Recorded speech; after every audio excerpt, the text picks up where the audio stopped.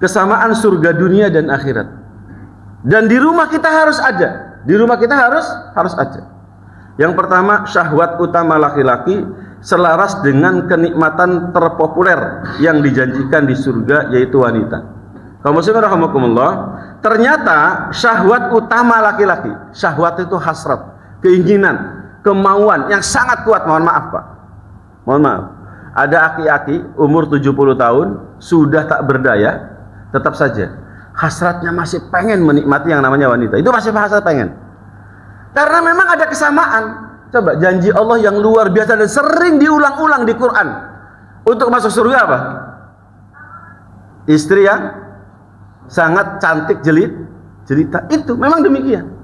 Makanya kaum muslimin rahimakumullah, kehidupan rumah tangga yang pertama kali harus diingat. Jangan-jangan teori tentang rumah tangganya salah. Bapak-bapak, apa makna nikah yang paling mendasar? Ini ingat ya, saya tadi bilang bahwa saya biasa mencari akar persoalan dalam segala urusan. Nikah, mau nikah. Tahu apa? Mau nikah. Dari awal saja. An-nikah huwa istimta'un.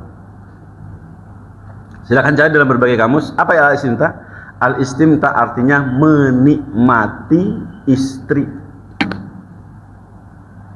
Dipikirin begitu, menikmati istri. Makanya ingat kamu semua rahimakumullah, sepanjang usia pernikahan seorang laki-laki punya pikiran menikmati istri, dan itu sesuai dengan kemudian kebiasaan-kebiasaan surgawi. Karena kata Imam Ibnu Qayyim dalam kitabnya apa tuh? Sifat-sifat ahli surga. Surga. Maka Masya Allah, jam 8 pagi itu laki-laki surga sudah menikmati 200 istrinya. Itu di kitab tentang surga yang dikarang oleh Al-Imam Ibnu Taimiyah. Makanya kalau bapak-bapak hari ini belum paham bahwa ternyata pernikahan itu untuk menikmati hidup, ingat nih. Coba, saya nggak tahu berapa persen di sini yang mengatakan bahwa pernikahan itu adalah beban hidup. Ada? Beban hidup atau untuk menikmati hidup? Rata-rata beban hidup. Karena apa? Banyak orang yang tidak mau menikah gara-gara apa? Belum punya penghasilan. Mohon maaf ini, di sini banyak usianya, ada yang sudah rentak. Saya yakin punya anak muda atau kemudian putri yang sudah dewasa. Datang seorang jejaka, yang pertama kali ditanya apa? Mas, megawe menanti. Enggak? Kerjamu di mana? Mohon maaf Pak, ini pertanyaan salah telak. Mungkin yang paling bagus apa? Mas, sholat subuhmu ingin di mau. Nah itu bagus itu. Itu serius Pak. Karena ingat, ada orang usia 27 tahun, bahkan 31 tahun, di depan saya bilang, antum sudah nikah belum? Belum, Ustaz. Kenapa? Karena setiap saya sedang melamar seorang gadis, pasti bapaknya mengatakan, kamu punya uang berapa untuk apa? Untuk walimah. Kalau tidak punya uang 70 juta untuk walimah, gak usah melamar anak saya. Kalimatnya begitu, serius, yang datang begitu. Begitu terus, iya, kapok saya bilang. Karena dalam pikiranmu yang namanya pernikahan adalah beban. Harus punya uang banyak dulu baru menikah. Dalam konsep Islam salah apa benar? Islam mengajarkan bahwasanya apa? Pernikahan adalah sumber terbukanya rezeki. Ayatnya wa iyyakumul fuqara yughnihumullah. Maka anak muda yang memang secara libido sudah kuat dan tidak bisa tertahankan, maka ingat bapaknya punya kewajiban untuk segera menikahkannya daripada jatuh ke dalam apa? Kemaksiatan.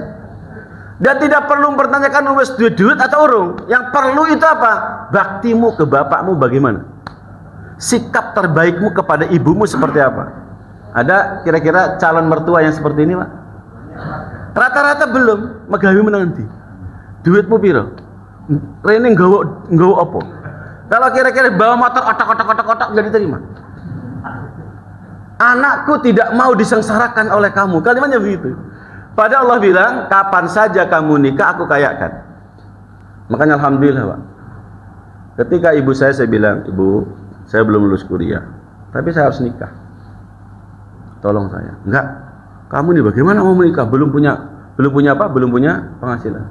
Ya udah Bu, kalau emang nggak boleh nggak apa-apa. Tapi demi Allah, saya sampaikan kepada ibu bahwasanya apa? Saya tidak akan menikah sampai selesai kuliah S3 saya. Itu artinya saya hanya akan diberi rezeki oleh Allah cukup untuk diri saya saja, untuk kuliah saya. Adik saya yang 6 itu bukan urusan saya, silahkan ibu yang urus. Kok bisa begitu? Lah iya.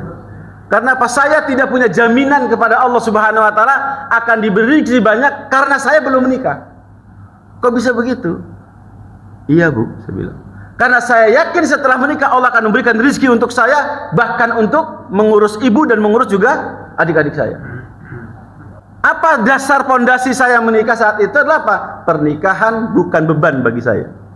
Tapi pernikahan adalah apa? Terbukanya pintu rezeki. Makanya saya bilang kepada orang tadi itu, kapok kamu. Sulit menemukan mertua yang bertahan pertanyaan apa? Wis sholat subuh nanti mau. Baktimu seperti apa kepada ibumu? Ini penting.